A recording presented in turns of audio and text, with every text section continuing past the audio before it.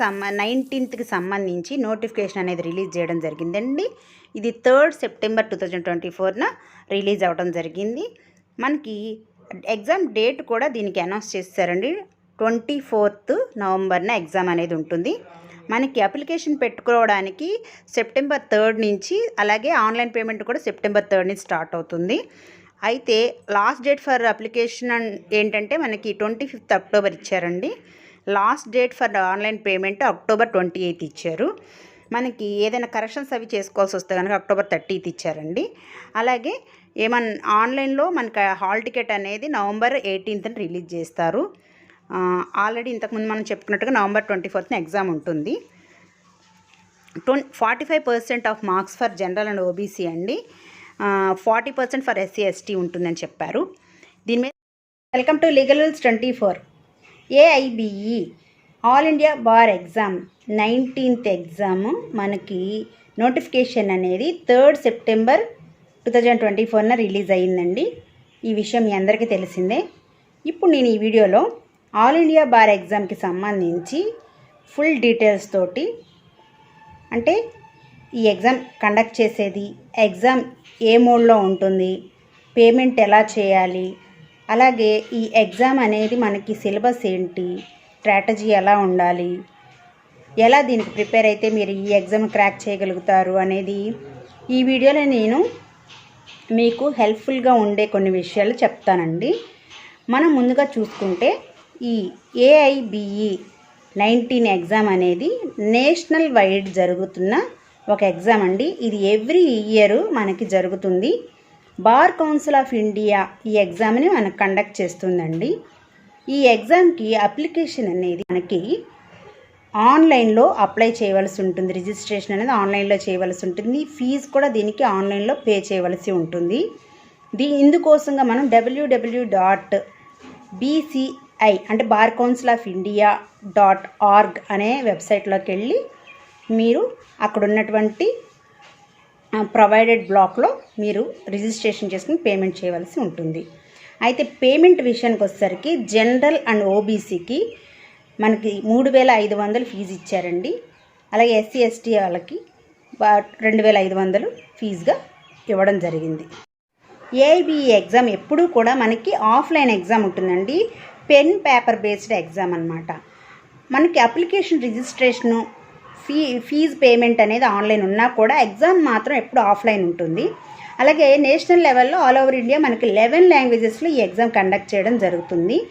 Every year మనకి notification అనేది ఇవ్వడం కూడా జరుగుతుందండి. అయితే ఇయర్లీ ట్వైస్ ఇవ్వాల్సిందిగా ప్రపోజల్స్ అయితే ఉన్నాయి, కానీ ప్రజెంట్ అయితే ఇయర్లీ వన్స్ ఇస్తున్నారు. మనకి ఈ ఎగ్జామ్ రాయడానికి ఎవరు ఎలిజిబుల్ అంటే లా గ్రాడ్యుయేట్స్, అలాగే స్టేట్ బార్ కౌన్సిల్లో ఎన్రోల్మెంట్ అయినటువంటి వారు ఈ ఎగ్జామ్ రాయడానికి అర్హులండి. మనకి ఈ ఎగ్జామ్ అనేది మల్టిపుల్ చాయిస్ క్వశ్చన్స్ బేస్డ్గా ఉంటుంది. మొత్తం టోటల్గా 100 క్వశ్చన్స్ ఉంటాయండి, అలాగే 100 మార్క్స్. అయితే దీనికి ఎలిజిబుల్ మార్క్ అనేది 45% మనకి జనరల్ అండ్ ఓబీసీకి, 40% ఫర్ ఎస్సీ అండ్ ఎస్టీస్కి అండి. అలాగే ఈ ఎగ్జామ్ అనేది మనకి టైం లిమిట్ అనేది 3 hours 30 minutes ఉంటుందండి. అలాగే వెరీ వెరీ ఇంపార్టెంట్, అందరికీ ఉన్నటువంటి డౌట్ ఏంటంటే నెగిటివ్ మార్క్స్ అని.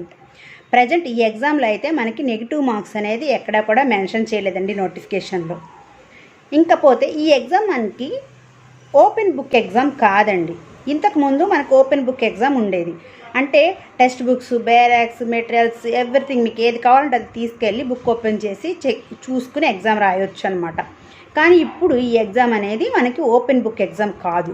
కానీ కొంతమంది స్టూడెంట్స్ యొక్క ప్రేయర్స్ని కన్సిడర్ చేసి బార్ కౌన్సిల్ ఆఫ్ ఇండియా వారు ఏమని చెప్పారు అంటే copies of bare acts, copies of acts without material అన్నారు, నోట్స్ అన్నారండి. అవి లేని సందర్భంలో, అలా దొరకని సందర్భంలో copies of bare acts and copies of acts with short notes or least notes, అంటే ఎక్కడన్నా కొంచెం షార్ట్ ఎక్స్ప్లెనేషన్ ఉన్నటువంటి బేరాక్స్ యాక్ట్స్ ఉంటే అవి ఎలో చేస్తారంట. సో ఇది ఓపెన్ బుక్ ఎగ్జామ్ అయితే కాదు, ఓన్లీ బేరాక్స్, అది కూడా కాపీస్ ఆఫ్ బేరాక్స్ యాక్ట్స్ కొన్ని మనం లిమిటెడ్ మెటీరియల్ ఎలో చేస్తారు. తర్వాత ఈ ఎగ్జామ్ అనేది మనకి న్యూ యాక్ట్స్ గురించి మనం మాట్లాడుకుంటే మనకి సిలబస్ అనేది బార్ కౌన్సిల్ ఆఫ్ ఇండియా వాళ్ళు దీనికి ప్రిస్క్రైబ్ చేయడం జరిగిందండి. మొత్తం 19 యాక్ట్స్ మనకి ప్రిస్క్రైబ్ చేయడం జరిగింది. 19 యాక్ట్స్లో కూడా మన 1 జూలై 2024లో ఫోర్స్లోకి వచ్చినటువంటి న్యూ క్రిమినల్ లాస్ ఉన్నాయి కదా, వాటిని ఎక్కడా కూడా రీప్లేస్ చేయలేదండి సిలబస్లో. కాబట్టి IPC, CrPC, Indian evidence act అని మాత్రమే ఉన్నాయి. ఇంప్లాయిడ్లీ మనము ఆ యాక్ట్స్ ఫోర్స్లోకి వచ్చాయి కాబట్టి ఆ యాక్ట్స్ నుంచి అడుగుతాడా, లేకపోతే సిలబస్లో ఎక్కడా చేంజ్ చేయలేదు కాబట్టి ఓల్డ్ యాక్ట్స్ నుంచే అడుగుతాడా అనేది ఇంకా క్లారిటీ లేని ఒక క్వశ్చను. కానీ రెండిటికి కరస్పాండింగ్గా అడగొచ్చు అనేది మనము కొంచెం చూసుకోవాల్సిన అంశమేనండి. అయితే దీని మీద ఒక రిట్ అనేది వేయవచ్చు, ఎందుకంటే రీసెంట్గా ఫోర్స్లోకి వచ్చాయి కాబట్టి ఎగ్జామ్కి న్యూ యాక్ట్స్ని ఇంప్లిమెంటేషన్ చేయకుండా ఓల్డ్ యాక్ట్స్నే చేయమని చెప్పి అడిగే అవకాశం అయితే ఉంటుంది. ఏదైనా కానీ మనకి సిలబస్లో అయితే ఓల్డ్ యాక్ట్స్ ఉన్నాయి కాబట్టి మనం ఓల్డ్ యాక్ట్స్ నుంచి క్వశ్చన్స్ని ఎక్స్పెక్ట్ చేయొచ్చు. అలాగని చెప్పి కొత్త యాక్ట్స్ నుంచి అడిగినా కూడా మనం క్వశ్చన్ చేయడం లేదు, ఎందుకంటే అవి ఫోర్స్లోకి వచ్చాయి కాబట్టి కొంచెం ఆ 3 యాక్ట్స్ వరకు అంటే బిఎన్ఎస్ఎస్, అలాగే బిఎన్ఎస్, అలాగే బిఎస్ఏ, వీటిల్లో మనం కొంచెం ఏమన్నా కేర్ఫుల్గా ఉంటే సరిపోతుందండి. సిలబస్లో అయితే IPC, CrPC, Indian evidence act అని మాత్రమే ఉన్నాయి. ఇంకా మనకి సిలబస్ వచ్చేసరికి మార్క్స్ బేస్డ్గా చూసుకుంటే ప్రయారిటీ లిస్ట్లో మనం priority number 1, priority number 2, priority number 3 అని చెప్పి పెట్టుకుంటే మనకి constitution law, CrPC and CPC ఇవి 10 క్వశ్చన్స్ ఫర్ 10 మార్క్స్ ఉన్నాయండి.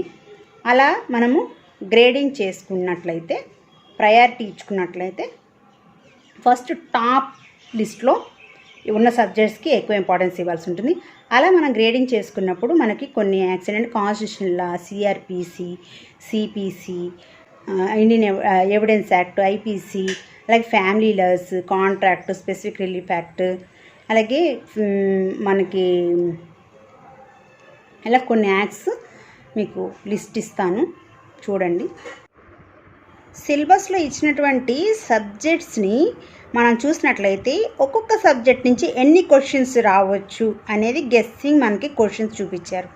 అంటే ఈచ్ క్వశ్చన్ ఫర్ 1 మార్క్ కాబట్టి మనకి ప్రయారిటైజ్ చేసుకోవడానికి ఇది మనకి యూస్ అవుతుందండి. అంటే మనకి 10 marks, 8 marks, 5 marks, 4 marks, 3 marks, 2 marks అని చెప్పి ఇలా మనం ఒక్కొక్క సబ్జెక్ట్ నుంచి అన్ని క్వశ్చన్స్ రావడానికి అవకాశం ఉన్నట్లు గెస్సింగ్ వర్క్ అనేది మనం చేసుకోవచ్చు. ఇక్కడ మనకి 10 క్వశ్చన్స్ ఆర్ 10 మార్క్స్ వచ్చే ఛాన్స్ ఉన్నటువంటి సబ్జెక్ట్స్ చూసుకుంటే మనం సిఆర్పిసి, సిపిసి, అలాగే కాన్స్టిట్యూషన్ లా నుంచి 10 క్వశ్చన్స్, అంటే ఈచ్ దాని గురించి 10 క్వశ్చన్స్, 10 మార్క్స్. వాటిని మనం ప్రయారిటీ లిస్ట్లో, ఫస్ట్ ప్రయారిటీ లిస్ట్లో పెట్టుకోవాలండి. నెక్స్ట్ మనకి ఇండియన్ పీనల్ కోడ్, అలాగే Indian contract act, specific relief act, property laws అంటే ట్రాన్స్ఫర్ ఆఫ్ ప్రాపర్టీ లా ఉంది కదా, నెగోషియబుల్ ఇన్స్ట్రుమెంట్ యాక్ట్, ఇది 8 మార్క్స్. తర్వాత ఇండియన్ ఎవిడెన్స్ యాక్ట్ కూడా 8 మార్క్స్ ఉంది. ఫ్యామిలీ లాస్ కూడా 8 మార్క్స్ ఉన్నాయండి. దీన్ని మనము ప్రయారిటీ లిస్ట్లో సెకండ్ ప్లేస్లో పెట్టుకోవాలి. తర్వాత law of torts including motor vehicles act and consumer protection laws, దీనికి 5 క్వశ్చన్స్ వచ్చే అవకాశం ఉంది, అంటే 5 మార్క్స్. దీన్ని మనం థర్డ్ ప్రయారిటీ లిస్ట్లో పెట్టుకోవాలి. తర్వాత మనకి 4 మార్క్స్ క్వశ్చన్స్ వచ్చే 4 మార్క్స్ లేదా 4 క్వశ్చన్స్ వచ్చే సబ్జెక్ట్స్ ఏంటంటే ADR including arbitration act, public interest litigation, administrative professional ethics, తర్వాత labour laws and industrial laws, taxation laws. ఇవి మనకి 4 మార్క్స్ లేదా 4 క్వశ్చన్స్ వచ్చే సబ్జెక్ట్స్ అండి. వీటిని మనము 4th ప్రయారిటీ లిస్ట్లో పెట్టుకోవాల్సి ఉంటుంది.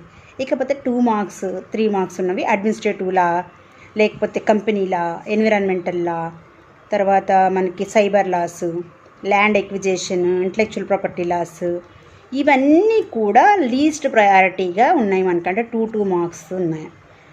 ఇలా మనం కనుక గ్రేడింగ్ చేసుకుని చూసుకున్నట్లయితే ఫస్ట్ టాప్ మనకి ఇంపార్టెంట్ యాక్ట్స్ ఏమేమి ఉన్నాయంటే constitution law, CrPC, IPC, Indian evidence act, అలాగే contract act, specific relief act, అలాగే ప్రాపర్టీ లాస్, మళ్ళీ టాట్స్, కన్జ్యూమర్ ప్రొటెక్షన్ యాక్టు, ఇవన్నీ కూడా మనకి ఇండియన్ ఎవిడెన్స్ యాక్ట్, ఇట్లా మనము చూసుకుంటే కొన్ని ఇంపార్టెంట్వి ఫస్ట్ ప్రయారిటీ చేసుకుంటే అంటే 50% మనం అందులో కవర్ చేయొచ్చు. రిమైనింగ్ యాక్ట్స్ నుంచి 50% కవర్ చేయొచ్చు. మనకి ఈ ఎగ్జామ్లో 100 out of 100 90 70 80 అవసరం లేదు. మనకి ఎలిజిబుల్ మార్క్ వస్తే చాలు. కాబట్టి ఇలా మనము కొంచెం స్మార్ట్ వర్క్ చేసుకోవడం వల్ల ఈ ఎగ్జామ్ని ఈజీగా క్రాక్ చేయొచ్చు. ఇంకా మనకి ఈ సబ్జెక్ట్స్లోనే ఏ కాన్సెప్ట్స్ ఎక్కువ మనం కాన్సన్ట్రేట్ చేస్తే మనకి మార్క్స్ ఎక్కువ వచ్చే అవకాశం ఉంది అంటే మనకి కాన్స్టిట్యూషన్ లాలో అయితే మనకి salient features of the Indian constitution, fundamental rights, fundamental duties, directive principles of state policies, emergency powers, federalisms, legislative powers, central state relations, వీటి మీద కాన్సన్ట్రేట్ చేయాల్సి ఉంటుంది. ఇండియన్ పీనల్ కోడ్ లేదా బిఎన్ఎస్ మనం చూసుకుంటే general principles of crime, principles of criminal liability, criminal act by several persons or group of persons, offenses affecting human body, offenses against the property కూడా మనం ఇవి చూసుకుంటే కనుక అందులో నుంచి క్వశ్చన్స్ రావడానికి అవకాశం ఉంది. తర్వాత సిఆర్పిసిలో మనకి introductory and pre trial process గురించి, salient features of zonal justice, probation of offenders act, వీటి మీద కనుక మనం చూసుకున్నట్లయితే కొన్ని కాన్సెప్ట్స్ అందులో నుంచి అడిగే అవకాశం అయితే ఉంటుంది. తర్వాత సిపిసిలో మనకి difference between procedural law and substantive law, jurisdictional of courts, appearance of parties, examination of parties etcetera, ఇలాంటి కాన్సెప్ట్స్ మీద కాన్సన్ట్రేట్ చేయవలసి ఉంటుంది. ఇండియన్ ఎవిడెన్స్ యాక్ట్లో difference between substantive and procedural laws, central conceptions in the law of evidence, relevancy and admissibility of confessions, character evidence అంటే relevancy of facts ఉంది కదండి part 1. So అందులో కొంచెం ఎక్కువ కాన్సన్ట్రేట్ చేయవలసి ఉంటుంది. తర్వాత alternative dispute resolution including arbitration యాక్ట్లో dispute resolution methods, industrial and adversarial, arbitration, conciliation, negotiation etcetera, వీటి మీద కాన్సన్ట్రేషన్ చేయవలసి ఉంటుంది. Law of contracts, specific relief, property laws, NI act, వీటిల్లో మనకి validity of contract, discharge of contract, performance of contract, అలాగే remedies of quasi and quasi contracts, తర్వాత specific contracts, అలాగే bailment, pledge, అలాగే నెగోషియబుల్ ఇన్స్ట్రుమెంట్లో మనకి సెక్షన్ 138 నుంచి ఇలాగా ప్రాపర్టీ లాస్లో కొన్ని కాన్సెప్ట్స్, ఇలా మీకు తెలుసు అవన్నీ జనరల్గా ఏ టాపిక్ ఇంపార్టెంట్ కొంచెం స్ట్రెస్ చేయవలసి ఉంటుందో వాటన్నిటిని కూడా మీరు బ్రీఫ్గా చూసుకోవాల్సి ఉంటుంది. ఐపీఆర్లో Indian copyright laws, trade mark, patent, introductory aspects, land acquisition యాక్ట్లో preliminary investigation, public and preliminary notification, payment of damages, award by the collector etcetera, ఇవన్నీ కూడా చూసుకోవాల్సి ఉంటుంది. ట్యాక్సేషన్ లాస్లో direct tax, indirect tax, customs and duties etcetera, వీటి మీద concentrate చేయవలసి ఉంటుంది.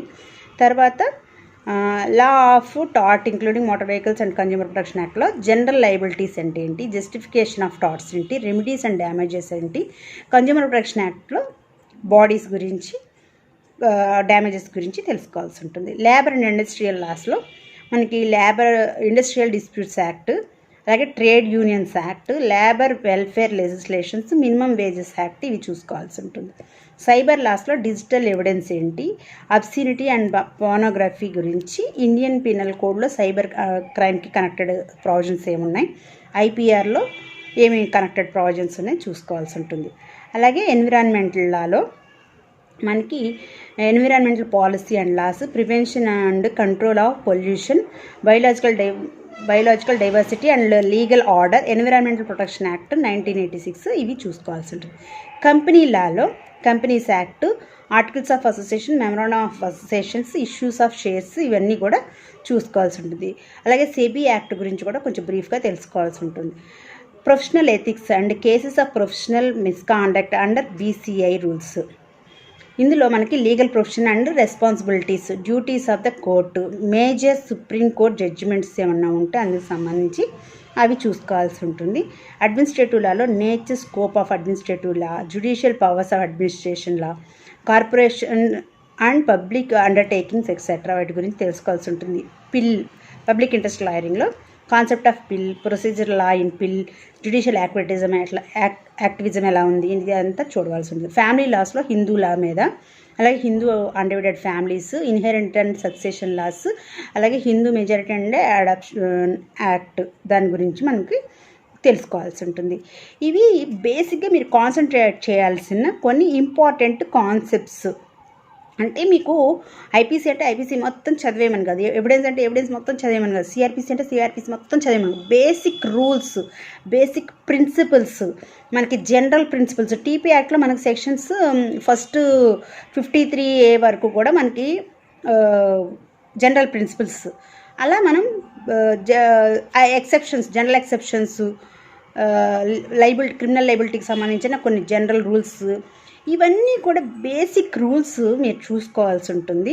అలాగే వీటితో పాటుగా మీకు ప్రిపరేషన్ స్ట్రాటజీలో గెస్సింగ్ ఆఫ్ వర్క్ ఎలా చేయాలి అంటే, క్వశ్చన్స్ అనేవి మీరు ఒక 30% ఆఫ్ క్వశ్చన్స్ మీరు based on articles, section numbers, article numbers మీద బేస్డ్ అయినటువంటి క్వశ్చన్స్ ఒక 30% గెస్ చేయవచ్చు.